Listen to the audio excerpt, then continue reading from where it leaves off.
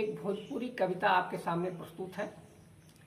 पानी नेपाल त छोड़ले बा, बरखा बुन्नी त बढ़ले बा, ताले में धान त ना होई, पानी पनिए के ओढ़ले बा।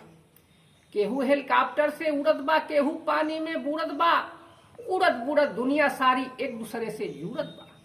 जब से जेपी आ गईले रोजी रोजगार त बढ़ गए, सगरी लोगवा जियत बा, सिनेमा मोर चमका गईले। सबके शाबाशी देत रहे, ई बतिया उनका लोग कहें, हमहू चाही करतो विकास, इहवा उ दिनों रात रहे। दोहरी घाट में एक हरी कहिए से आवत जात हई, दोहरी घाट में एक हरी कहिए से आवत जात हई, पुल सड़किया बनवा में बड़ी खुशी का बात है।